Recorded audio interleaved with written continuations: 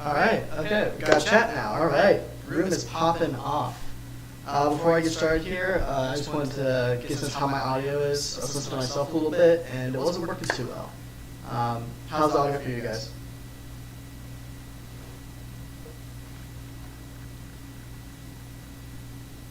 And of course, I'm most like it's behind the chat as well, so some awkward moments waiting here for you guys.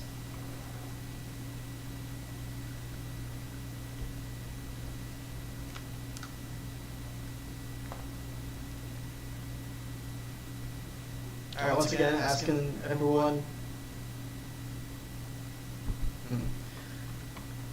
Okay, well, alright. Got some echoing. I'll have to find this is a professional stream, so we're gonna accept it. Asking some shouts in the chat from Tim, my man, going crazy out there. Okay. Thank you for the audio advice, Corn. Try this.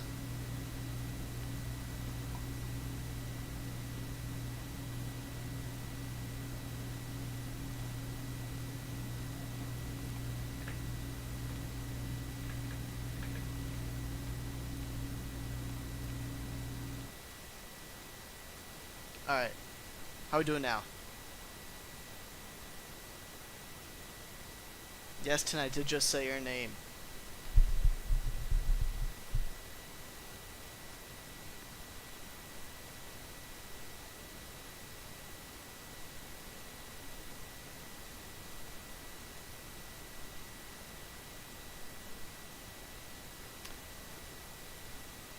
Alright, here's what I'm gonna do. I'll move the chat over here so we, Oh, perfect, guys. Thanks for letting me know. Awesome. Alright, we're gonna get started now. So what I'm going to do is I'm moving the chat over here so you guys can see what I'm seeing in real time, so you don't think I'm just ignoring you. When you see your chat pop up on the screen, that'll show you that I've seen what you've messaged me, and I'll consider your thoughts as I make my tier list. Yes, Ryan, we will get started right away. I don't think there's any particular order here, so we're going to get started from just left to right, and we're going to work our way down.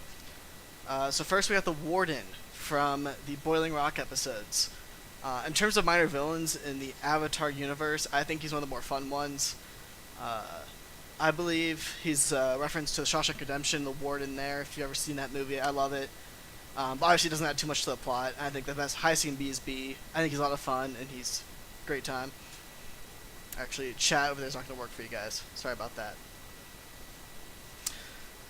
Anyways, I think this is Guru Patik. I'm looking here at on the edge, but I'm not too positive that's when we come back to it. Next we have the Pirate Captain. I think pretty basic pirate for you guys. I'm just going to put him in C tier. You know what? Actually, I need another tier.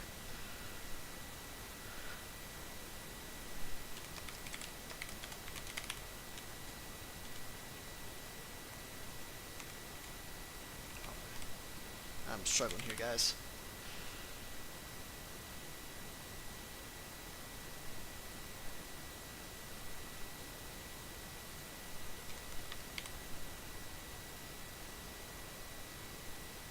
Alright.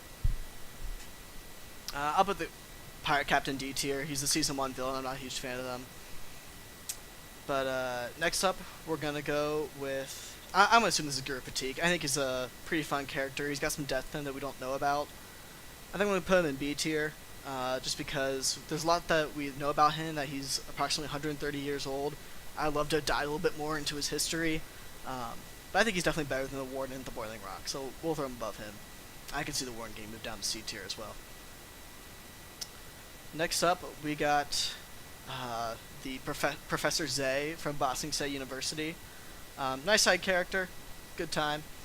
Obviously not too steps to him. We know he dies in the library by the time we go around to Korra, so I think it's really interesting to see what his back means for his character arc, which there really isn't one, but it shows us a lot of what knowledge means to him and what he can discover in the library. Next up, we got Aang. Do we need to talk about it? He's an S tier guy. I think Season 1 I get a little frustrated with him, but that's just because I forget he's a kid. And I think when you compare him to the Aang you see the finale with so much growth, trying to defend his people from what he's... or trying to avenge his people while also adhering to their culture, and when defeating the Fire Lord, he's bringing the Airbenders back into the world in a way. And not killing him, I think, is a huge part of Aang's character arc, being able to keep those old customs and traditions and moving the world into a new order.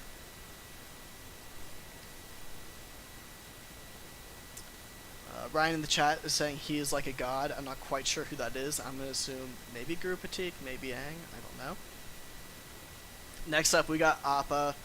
Appa doesn't have much of a character arc aside from when he gets captured by the Sandbenders. We get to see what he goes through in Appa's last days, but who doesn't love Appa? He's the cutest guy in the world. And on that note, let me skip ahead a little bit. Let's do some animals real quick. Flopsy from Ba Sing Se, or not Ba Sing Se, Omashu, King Boomy's pet. In terms of animals we see, he's a cutie. I love him. I think I'm between B and C tier. I'll throw him in B tier. Great fluffy dude, a lot of fun. When we see him in Return to Omashu, I think we all feel bad seeing him chained up for the Fire Nation. Next up, let's see what other fish we got, or animals we got. I see one of the spirit koi here. Yeah, I don't know why you'd be a spirit and want to offer yourself into the physical world as a fish swimming in a circle for all eternity, so we're going to go D tier. Cool dude, but what's he really doing? Come on. Ooh, the Shirshu. Oh, Shirshu's an A tier character. I love the Shirshu bullet darts that they use on Appa. Heavy tranquilizers. Those things are awesome. I would love to pet Shirshu.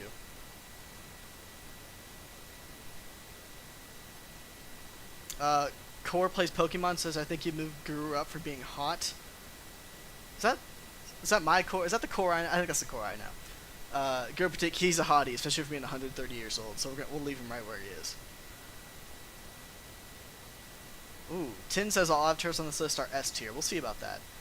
I'm going to continue going with the animals. Momo is a solid C tier character. I know I'm going to ruffle some feathers with this one, but man, Momo just doesn't do it for me. I think him and Appa are kind of like the dog and the cat of the show. I'm a dog guy, not a cat guy. Momo comes in clutch, he's a hero for sure, but in terms of adding a depth and making my life more enjoyable, it doesn't really do it for me. Oh, we got Bosco here. Hey, let's go, Core. Alright. We got Bosco here. Everyone loves Bosco. He's not a platypus bear. He's not an armadillo bear. He's a bear. I think he's one of the few examples in the Avatar world of animals that we see that are not hybrids. I think the only other ones are fish and maybe a bird or two. That's all I can really think of. We have the spirit foxes, but I guess they're spirit foxes, so I don't really know if that counts as a single animal or not. But I'd put him above the Shirshu for sure. Any other animals I'm looking for here? Another spirit koi. I don't know which one's the ocean spirit, which one's the moon spirit, but once again, what kind of spirit is trading in their spiritual bodies to be a fish? Don't make sense to me. I think lion turtle. Yeah, lion turtles are pretty cool. I'll put him a bit ahead of Flopsy. He kind of comes out of nowhere. Obviously essential to the plot, but I think everyone's kind of confused on where they come from, where they've been. Core does a nice job of expanding upon that. But overall, yeah, old dude swimming around the ocean, bailing out on the final episodes. Alright, I think that's all the animals we got for now. I see Wan Shi Tong down here, but we'll hold off on him. Alright, next up we got the Fortune Teller. Definitely D tier. Probably below the fishes. I'm not a huge fan of this episode. It's another season 1 filler, and although she's kind of fun to be around, she gives us a lot of insight to the characters and what they want out of their lives and adventures. She doesn't do anything for their village. Almost gets her people killed by a volcano. She laughs about it at the end. D tier character. I'm honestly tempted to hot garbage. I don't like her very much. She's just here for a good time and to make other people like her, but no. Alright, next we got Azula. I know chat's gonna be revved up about this one. What can I say? She's a very polarizing character. Obviously one of the best villains in the show, but in terms of her character development, I really don't see any at all until that final episode that might hint us into where she goes afterwards, into like a psychotic breakdown. But I think it's really cool finally seeing the weak side of her. We know how she reacts to people who betray her. We never see sadness. Her only form of weakness is just anger, but for a 500 it's really not saying much. I'm going to put Azula in C tier. There's no character arc there, and I really wish we could have seen something. I know some other people in the comments are gonna be mad about this, especially Korn. And when we do a combined one, this will be a heated debate. But I can't give anything above Sifu or Azula. I think Flopsy's a more entertaining character than her. Once you know that she is a precise, deathly killer, that's all you need to know for the rest of the show about Azula. We got Bato of the Water Tribe. I like Bato. Nice C-tier character. He's kind of actually an uncle for Sokka and Katara as a sense of home in the first season. We see him make a few other appearances. Pretty typical Water Tribe guy. Yeah, not too much else to be said. We got the boulder. Oh, A tier for sure. We'll put him above the sheer shoe. Based off the rock, there was the boulders taking offenses to these claims. Everyone loves the boulder. There's no debate there. We got random boiling rock guy. I'll go see. He's kind of a filler. Doesn't really do too much for the show. Cabbage merchant, A tier character. I think this gonna A tier is gonna kind of be the spot for my really fun characters I would love to see more of. That are just also awesome in general. I think there's gonna be a lot more. There's gonna have to be some movement later on, depending on how I balance character arcs versus power. And with that, I'm gonna look at the comments real quick. Tin has said, "The Azula is such an amazing character. Azula is such an amazing character. It represents how her father's ideals destroyed her until she finally went crazy. Her abandonment of her mother to save Zuko and thinking of her as a monster. All she ever wanted was her mother to love her like Zuko." I know. I think this is a fantastic point, Tin. There's definitely a lot of depth to her. I'm just saying that for a character that's in this show for basically 2 whole seasons, I would like to see just some more change. She should be a person that goes through cycles, grows throughout the show. Maybe not even grow in a good way. But I think the depth is definitely there, but I would like to see a lot more evolve out of her. Oh, we got Zhang Zhang's friend. I honestly forget his name. Pretty filler character. I don't know if he's a firebender. Helps the gang out. I'll put him in C tier. He's fine, dude.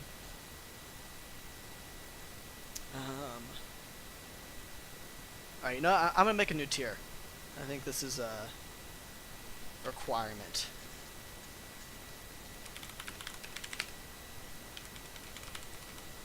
Alright. I love some of these pointless characters. Oh, shoot. Did not mean to do that. That was foolish.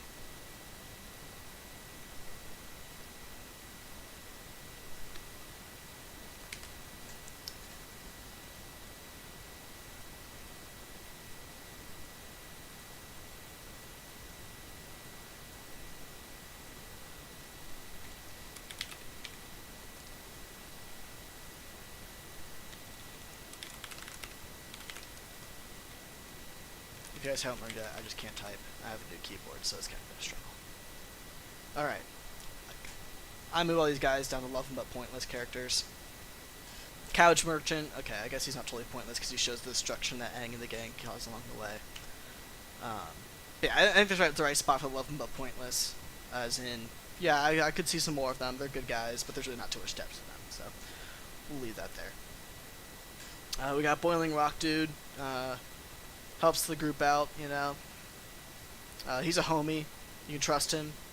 But he's kind of a brick, so we'll throw him top of D tier. Yeah, I definitely enjoyed watching him more so than the Pirates captain and the fortune teller. Alright, next up we got the head of the nomadic singing group. I forget their names. I forget his name, to be honest. I think it starts with a J. Chan, maybe? No. Anyways, he's definitely a fun character. I understand why Sokka went crazy and wanted to slap his head every single time he started singing. We're gonna throw him in... We're gonna throw him in C tier. We're gonna throw him a little behind Momo. Yeah, he's fun. But I can't say I love him enough to make him pointless. Ooh, alright. Combustion Man. We're putting him ahead of Guru Patik. So, I love the story here, and if you get into the Yang Chen novels enough, you gotta learn a little bit more about combustion bending. I think is the coolest thing in the world. We definitely got to see a lot more of it in Korra, but the history behind it is even cooler. I think I love the mystery behind him, and it kind of opens the door for some more types of bending. That being said, we know nothing about his character except from even when Zuko tells him to stop fighting them. He still keeps fighting. I don't really get that. Maybe he's just loyal to the Fire Nation. Not really sure. But yeah, B tier, super cool guy. I wish we've gotten more of him and see some more aspects of combustion bending in the original show. Admiral Zhao. I know a lot of people don't like Admiral Zhao, but I think he's a really interesting character. He shows basic Fire Nation mentality, especially in the army, where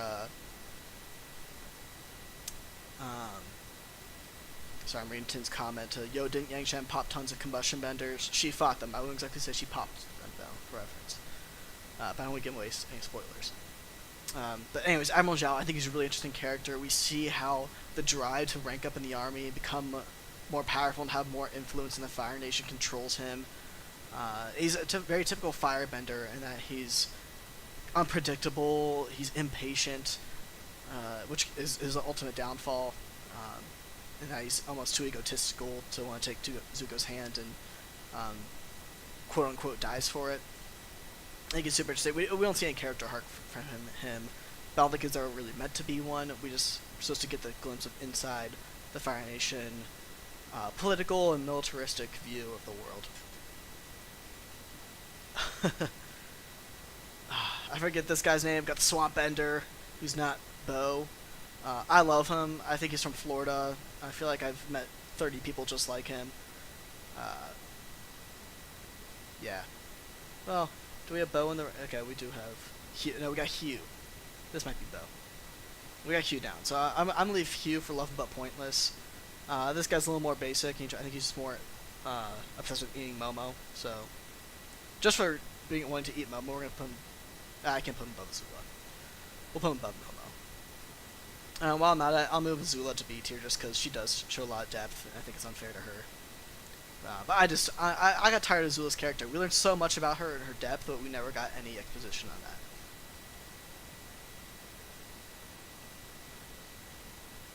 Tin is very mad in the comments about Azula and Admiral Zhao being above her.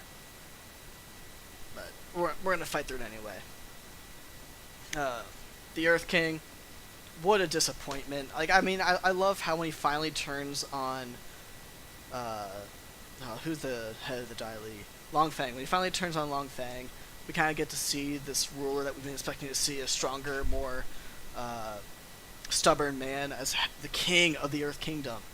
But he's just one of the weakest characters in the show. Yeah, he's just really... we never really got an exposition on him about what happened after the war. And maybe he got put back in power. But I think he's a hot garbage character. I was expecting so much more out of him. And I understand that's the point of it, that he's supposed to be a figurehead, but it was painful for me to watch. I just rewatched these episodes with my friend the other day. We have Fire Nation Citizen, or Fire Nation Man from Earth Rumble. He's funny. I enjoy him. I'll put him ahead of Bato in C tier. Foaming at the mouth guy, absolutely fantastic character. Apparently he had a thing with Suki in the past, if you didn't know that. So obviously, what else is there to say? I love him. I think he's great. Not quite shoot great, because he's not that cool. But we got the head of the Council of Five here. Oh no, this is... Who is it? It's either the head of the Council of Five, or... No, it's definitely... General Fong of the Earth Kingdom, who tries to force Aang into the Avatar state. I'll give him B tier. I think he's really interesting in that everyone is probably asking, why doesn't Aang just become a giant spirit monster every time there's a massive battle and destroy the Fire Nation? Obviously, we learn he's a little too crazy, and he wants to take too many aggressive measures to do that, and he doesn't realize that Aang can't really control himself in the Avatar state. But I think he's really important for building the plot. He kind of answers a lot of the questions that a lot of the watchers had. Oh, screw this guy. He stole Appa. I don't even know his name. I don't need to know his name. Hate him. gonna skip this guy. If anyone in the comments can remind me of who he is. I know he's a bad guy. I think he fights for the Fire Nation, but I forget.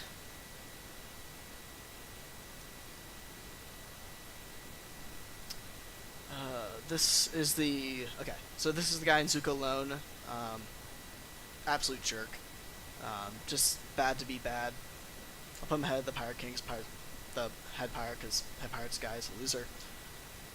Just a jerk to Zuko and to the citizens of the Earth Kingdom who really need to be bonding together. I don't really like him very much.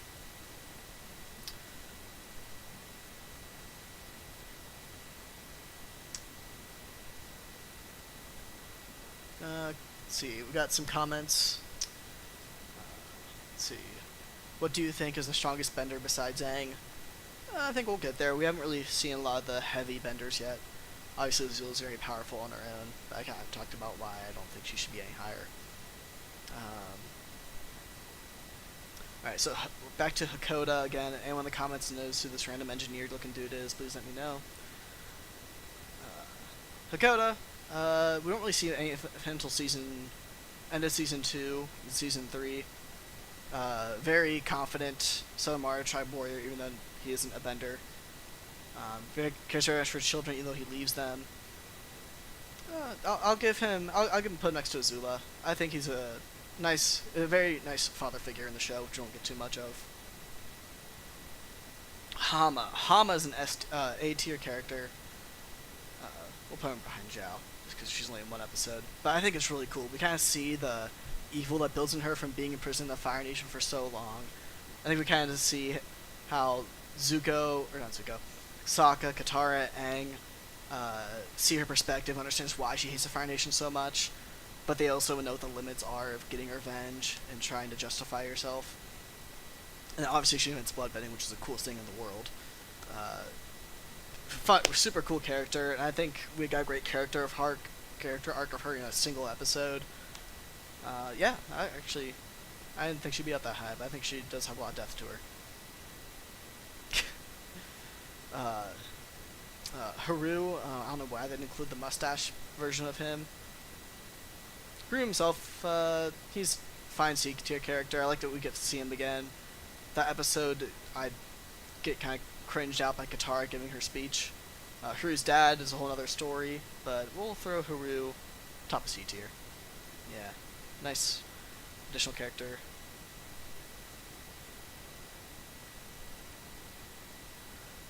Comments, nothing too much going on there. Alright. We got another Earth Rumble combatant. I really don't know what his thing is. I'm gonna throw him into D tier, because he definitely got folded instantly. The Hippo, great character. He's not quite the Boulder levels, so I think I also have to stick him in D tier, but I think he's a lot more memorable than a lot of characters down here, so we're gonna throw him behind Bato. I think that's a nice spot for him. Yeah, not too far from Fire Nation, man. Alright. I'm forgetting this character's name. It's the spirit that Aang meets in the first half of Season 1 in the Winter Solstice episodes. Who's upset that his forest has been destroyed, but Aang reassures him that it'll grow back by finding an acorn on the ground. Heibai. Heibai is his name. Which translates to black and white, I believe, in Mandarin. And he's Ryuki Panda later on. Definitely our first introduction to the spirit world. I'm going to put him in B tier because he's actually pretty important to the show. And we get to see him again in the Winter Solstice, or not Winter Solstice, Invasion in the North. Yeah, hey, bye. Thank you, Tim. We're going to put him in front of the Lion Turtle. I think he's... no, I'll put him right behind the Lion Turtle. Lion Turtle has a lot more to do with the show. I think Heibai's a nice introduction, but that doesn't actually offer too much. Ugh. I don't think anyone's going to fight this. We love Hugh. Hugh's the giant swamp monster that scares them, but it's actually a super friendly guy in the end. I love him. The fact he shows up for the final battle, no explanation necessary. Iroh, I don't think there should be any debate here. I think I would love to see some more depth to Iroh and a lot more of his backstory, but that wasn't made for the show. He's just Ah, I love Hiro. He's such a complete character, and there's so much more we can learn about him too, which I think is a really rare instance as well. Alright, I've just decided, I'm seeing some of these comments, that I want a new tier, and we're going to call this tier Best of the Bad.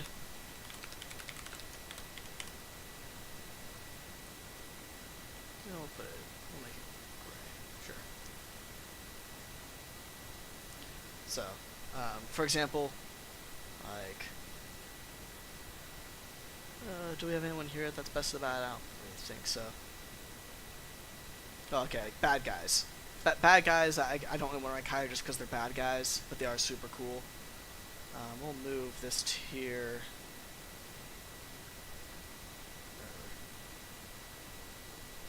Shoot.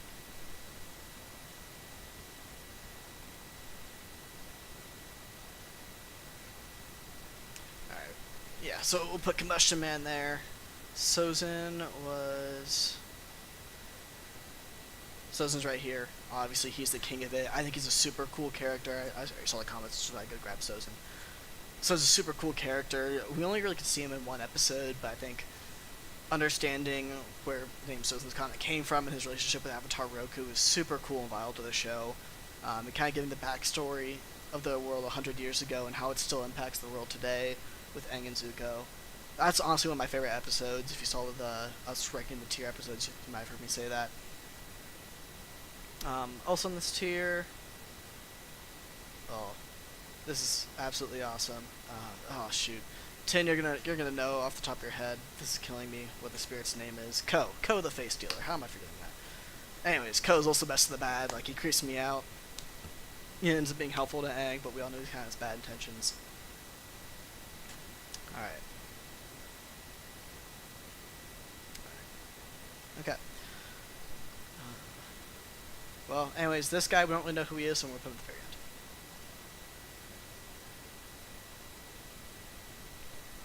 end. Ryan in the comments just asked me if you're going to do the Legend of Korra character tier list too.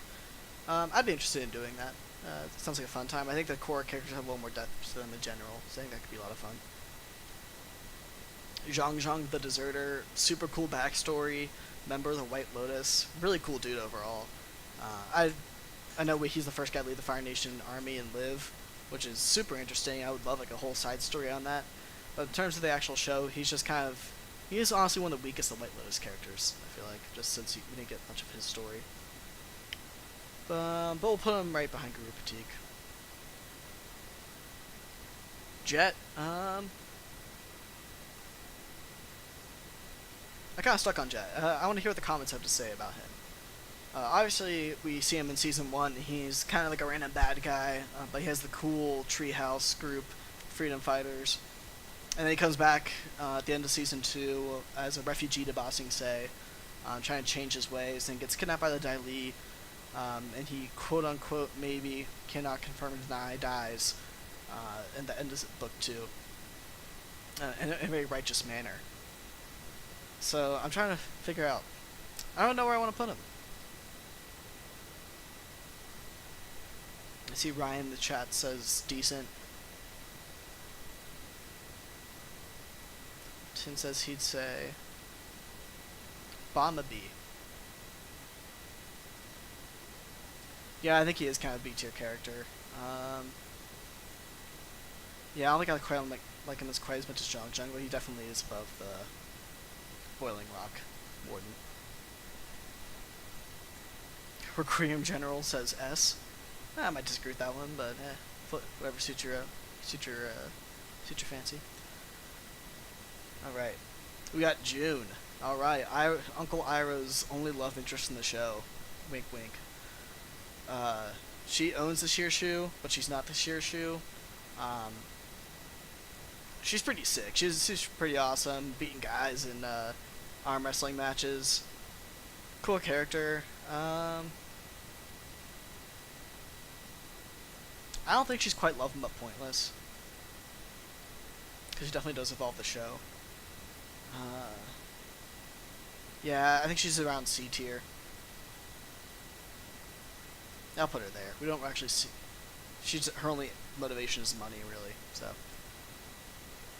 Tin says she is a baddie in S tier. I will not confirm nor deny that, but he does have a point. We got Gran Gran. Gran Gran's cool, and we get the sense that she was a lot cooler in her prime years. But I feel like she's just kind of there to be a figurehead, almost. Just a reminder of what's at home for Sokka and Katara. I'm gonna put her in D tier. She doesn't really do much for me, I'll be honest. Alright. We got Katara now. So I'm obviously debating between S tier or A tier for Katara, just because she is an absolute queen, being the waterbending master and having learned so quickly.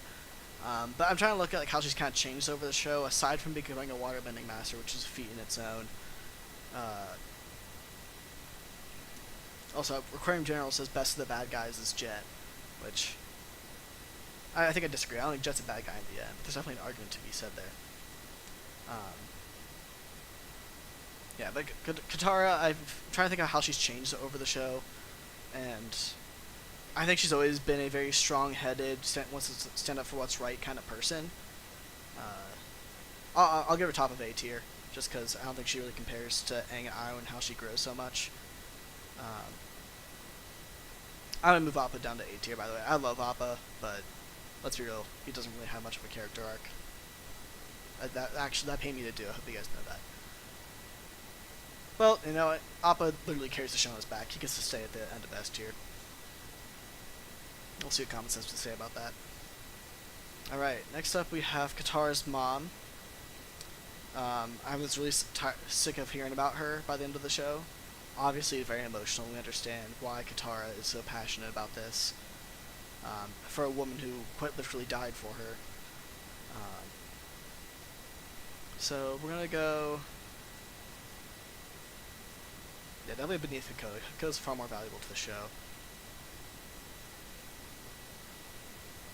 We'll put her above Momo. And above Agmel. Actually, right behind Heva. She's valuable. Yeah, Tin, I'll kick you out of the chat if need be. Please stop spamming. And just for that, Kyoshi's not getting S tier. Yeah, if you guys aren't seeing the chat right now, Tin's just absolutely spamming Kyoshi in S tier, which she's never going to be in the first place. Kyoshi, obviously, pretty awesome avatar. She kicks butt and tell Aang's just straight up kill the Fire Lord. She's cool. She's got some more depth than Zhang Zhang. I think a lot of that gets exposed in the novels, though. I'll put her in front of Hakoda. But I think I'm also going to move Guru Pratik in front of both of them. We have a member of the Singing Nomads on the way to Omashu, Secret Tunnel Gang.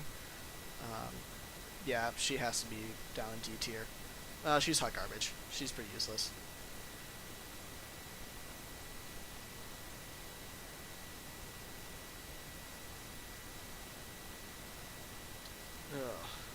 We got Tin, help me out with their names. The sisters who are part of the Fire Nation Royal Procession, I guess is the best way to call them. The twins. They're cool. They're creepy. But they really don't do too much for the show, so I'm going to put them in D tier. But for being cool, I'll give them top D. Next up, we got Long Feng. Long Feng is a really interesting character. And we learned from Azula's speech that he came from nothing. He's a very self-made man, only to get torn down by Azula and the Avatar so quickly. And for a man to have basically taken control of the Dai Li and turned it from something that Avatar Kyoshi intended for good, it's just, and convert them for his own power is super interesting. And I also think it's really interesting. I realized this last night when I was watching this episode, that Long Feng has basically been prolonging the war just so he can stay in power. If they win the war, something's got to give in terms of the government, and such as the generals changing their focus. Other people even live in fear in Boston City. They have to stay there, which allows him to kind of take control of those weaker populations. Obviously, if they lose the war, he falls out of power anyway. So he's put himself in the perfect position. I would put Long Feng in A tier ahead of Zhao. I think he's really interesting. Very neat villain, and I'd honestly put him in best of the bad, but I think he's just better than that. Lo and Li is the name of the Fire Nation Royal Procession Sisters. Tin says in the comments, Long Feng is a solid S tier. I can definitely see the argument for that. But he also does say that Pixie might have a gun to his head, which would also make sense. Long Shot, love him but pointless. He's a little more. He's not quite as pointless as some of these other characters, but I think it's so cool how at the very end we get the line of, "You guys go. We'll stay with him. He's our leader." As Jet's on his deathbed. I think that's absolute great energy. Next up, we got Mei. Mei's a tough one. Really cool non-bender. Zuko's love interest for a while there in the show. Very typical brooding teenager. I'm kind of conflicted. She's cool. She has more of a character arc than Azula. I'll give her that, to be honest.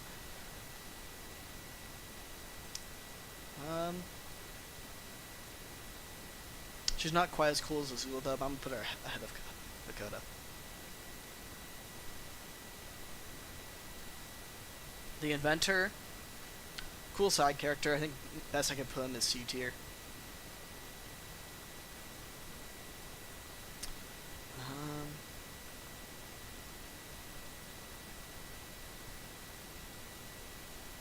He's there for a lot of comic relief, but I also think he is just a very nice insight into how the Fire Nation is becoming so evolved. They're using his inventions for evil, and how he has to deal with saving his people and his son versus contributing to the Fire Nation's efforts towards the war. Definitely more valuable to show than Professor. I'm going to put him top of C tier. Better than Haru. Monkey Otso. I love Monkey Otso. Not too much depth to them. Very typical airbender. Very free-loving guy. Very funny. Very cares for Aang very much to the point of betraying the... Not betraying, but going against the word of the other Air Nation leaders. Obviously, we think he... Or we know he died on the attack of the Southern Air Temple, but took out a whole squadron of firebenders with him by sucking the air out of the room. I'm gonna give Monkey Otso A tier. We'll put him above Zhao because they're both very static characters. But I think Otso shows a lot more depth to Aang and where he comes from, where Aang gets a lot of his personality. Ozai's just a hot garbage character. I don't know what else to say. He's a big bad guy. He's cool, but he's just evil to be evil. So.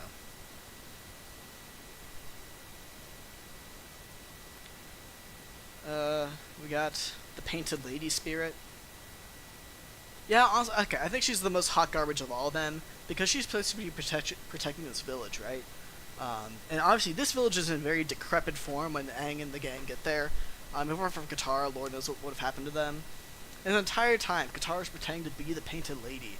At the very end of the episode, we get the Painted Lady appearing to Katara saying, "Thank you for what you've done for my village." Well, woman, where were you this entire time when your people were struggling? Come on. It doesn't make sense to me. I don't get it. She's just taking credit for all of Katara's goodwill. Lazy spirit. Hot garbage character. Yeah.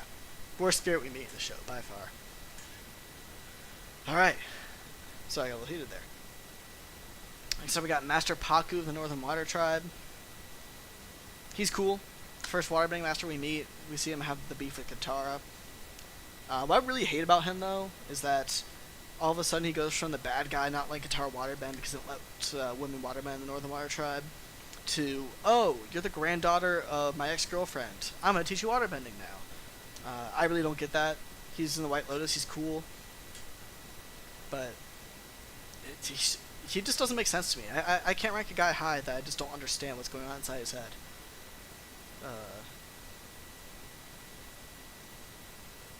I'll put him right behind Momo. At least Momo's helpful to the gang.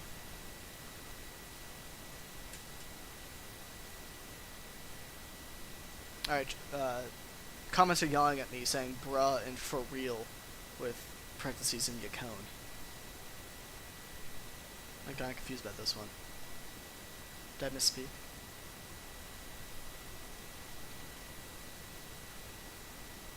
Op news stream.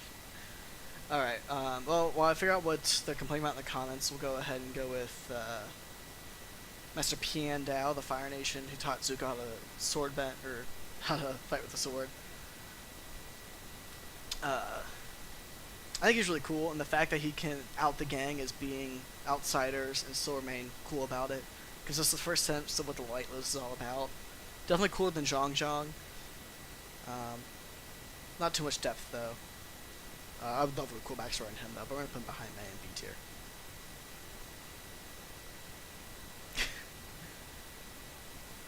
We got Pipsqueak. We love Pipsqueak. Good guy. One of the best freedom fighters.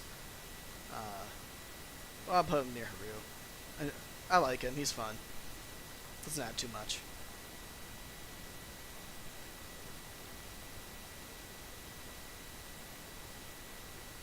To people just joining the live stream, I'm not doing them just on power. No, not at all. I'm just kind of my own personal preference for these characters.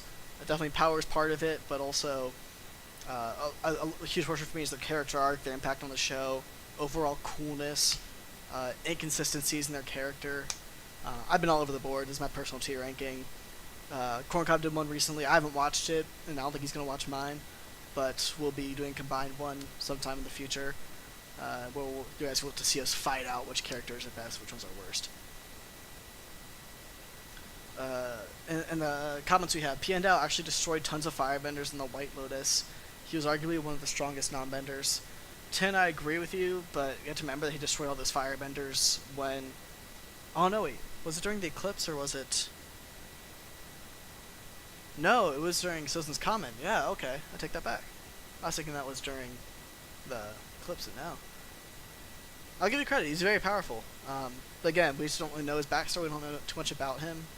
He's cool, and the White Lotus altogether is pretty awesome, but a lot of these guys individually, when you kind of look at their arcs, you don't really got too much depth there. To whoever said Roku hot garbage, absolutely not. Roku in the episode of the Avatar and the Fire Lord, I absolutely love his character arc, being friends with the son of a nation, to have him to be the most impartial person in the world, I think is really important to who Roku is, and how he sees his identity in the world. Obviously, he's a great mentor to Aang, and we see him being wrong a few times too, which I think is really interesting, especially when he has Zhong Zhong to teach Aang to firebend, which he had no right to do. And then in the comics, we get to see Roku and Aang kind of fight about their disagreements, and also in the Lion Turtle when he wants Aang to do what's right for the world and fix the war. So there's definitely a lot of depth to Roku that you don't really realize. I'll put him behind Appa. Yeah, I think he's an S-tier character. I hear a PC that's about to fly away. I think it's probably just the echo. PC's not doing too bad. We got Smellerbee. I like Smellerbee and Bossing Say. It adds a lot of depth to her character. She's not quite as cool as Longshot, though. Definitely vital to the Freedom Fighters arc.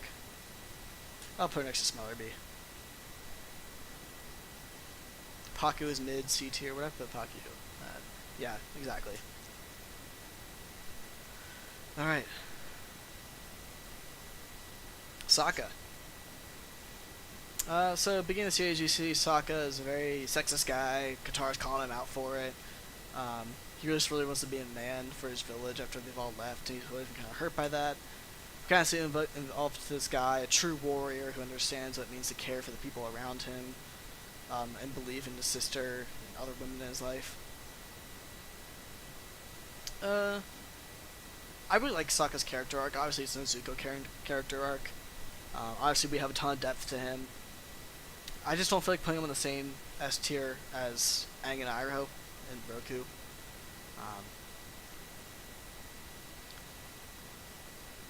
I think Sokka's always been pretty clever. We just got to see more of it in the show, as opposed to Katara, who learns to become a waterbending master. So I'm gonna leave him behind Katara, which kind of hurts me because I thought I was gonna put him above her, but I don't think I can. Piandao's B tier. Yeah, Okay, we're just talking about in comments.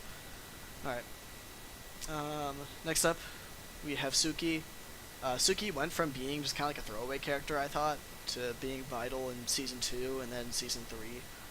Main love interest of Sokka, but also being the leader of the Kyoshi Warriors, which is just absolutely awesome group of moving on Kyoshi Island.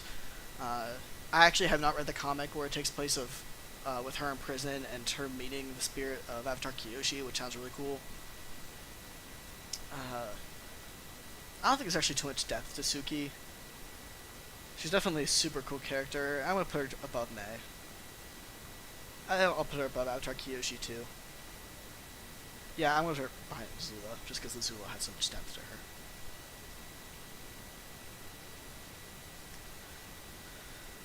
We have their friend from the Northern Air Temple, I forget his name, but we're gonna put him pretty close to Haruna's dad. I'll put him below Haru though. Shows what it's like to be a modern day airbender. You still have fun and embrace their spirit.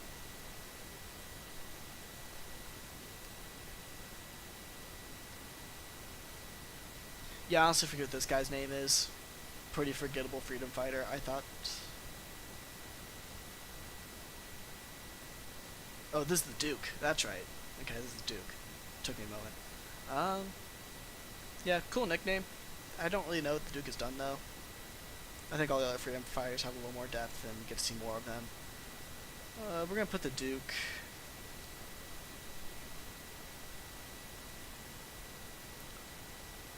We'll put him. Not by Master Pocket. Next up, random Earth Rumble fighter. I think he's a little cooler than the others two guys, so we're gonna put him. We'll put him right in front of the Pirate King. Or Pirate. Head of the Pirates. Forgettable Swamp Guy. Yeah, I'll put him in the same tier. I think Swamp Hunter's a little cooler than some of the Earth Rumble guys, so. Alright, okay. So, next up, we got some heater characters to end this. Alright, before I dive into Toph, I know we're gonna have some arguments in the comments for this one. I want to remind you guys, I want to hear your thoughts. I want to hear you disagree with me. I want to know where you think Cora and I should fix this and we each duke it out on our own terms. I know he loves Toph because she's the best Earthbender in the world, no doubt about it. But she has to be A tier for me. I'm sorry, she just doesn't have enough depth. She has depth, I take that back, but she really does not have much of a character arc. Obviously, we see how she turns her greatest weaknesses into her greatest strengths. Not being able to bend metal to becoming the first metal bender. Not being able to protect Appa in the sand, and then learning to become sandbending master, as we see in the final episode when she makes mini bossing say. But we just don't see her change that much, her personality. It's always been the same. I love Toph, everyone does, and being an A-tier character is no insult at all. I know. The most powerful Earthbender in the world gets A-tier. I'm sorry. I said what I said. Yeah, you guys are mad. I'm sorry. Ty Lee. I think Ty Lee's pretty cool. Very similar to Mei. Like, we see her depth. She adds to the show. Cool example of non-bending. But she belongs here. I really don't know what else to say. They're very similar characters, and their betrayals to Azula, which give them a little more oomph in my mind.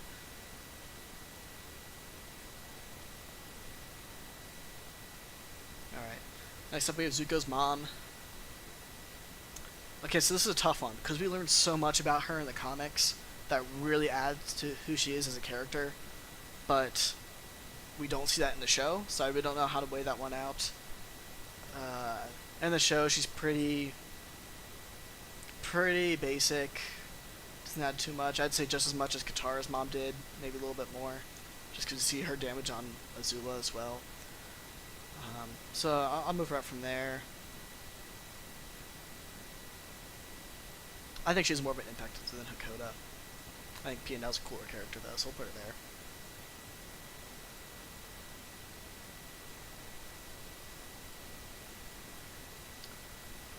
Ooh, got Wan Shi Tong. Wan Shi Tong is one of the coolest spirits we have in the show, no doubt.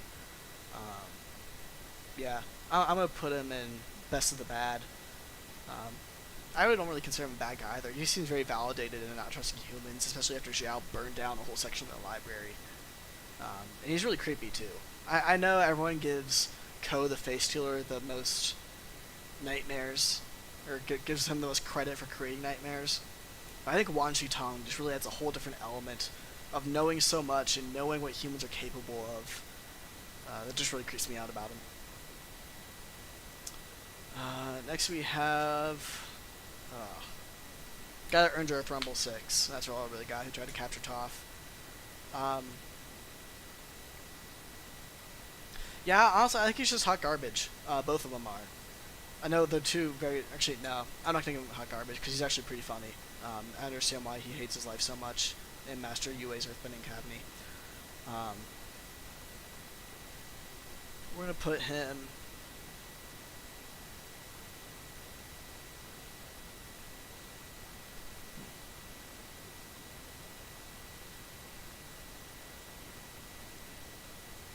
I'm trying to think for this guy.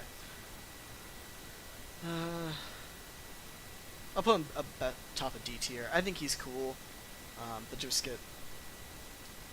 very base level character. I think this guy's absolute hot garbage. He annoys me. Yeah, I don't have anything else to say about that.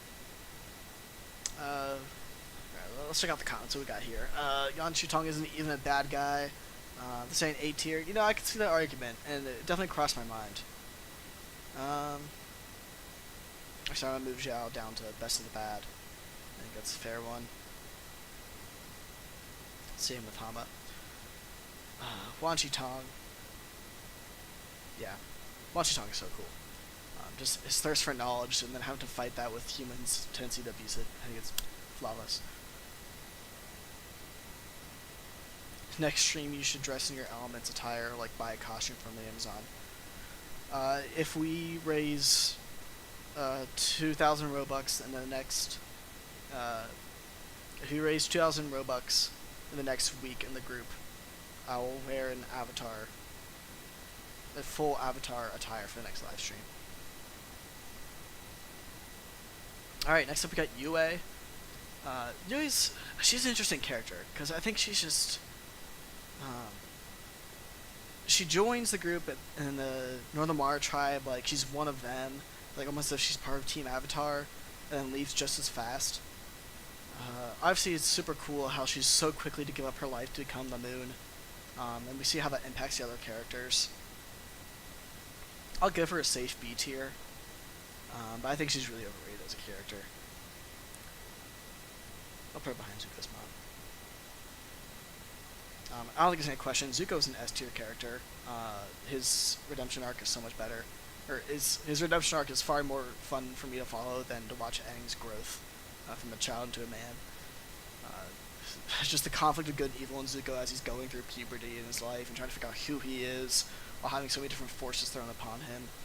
I think it's amazing. Actually, I'm going to give Zuko S tier just because his story is so complete. I have questions, but I don't want to dive into more. But if you told me that, like, I think we could all kind of guess how Zuko's life turns out after Avatar. I think there's so much more about Iroh's early life that we want to learn, which is why I put Zuko ahead of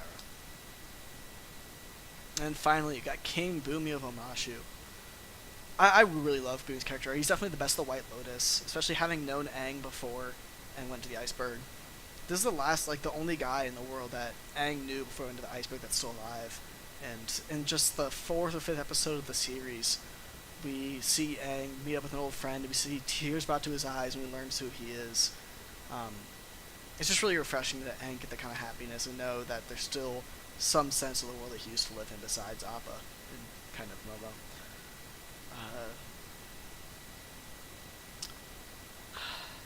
Yeah, I think Bumi is A tier. I'll put him right behind Toph, because there's always the debate which one's the better Earthbender, so I think it's rightful that we put them right next to each other on the tier list. Alright. Well, thank you guys for joining. This is my final tier list. I hope you enjoyed the live stream, and hopefully my audio wasn't too bad. I know you guys have some heavy disagreements for me. I'm sure Corn will have some thoughts. Oh, Corn's in the chat. Oh yeah, well I'm sure we'll agree perfectly on everything. I know he's brooding over there, seeing Top and Boomy in A tier, with Roku above them. It should be a fun time. I'm absolutely sure of that. Thanks for watching the live stream, guys, and take care.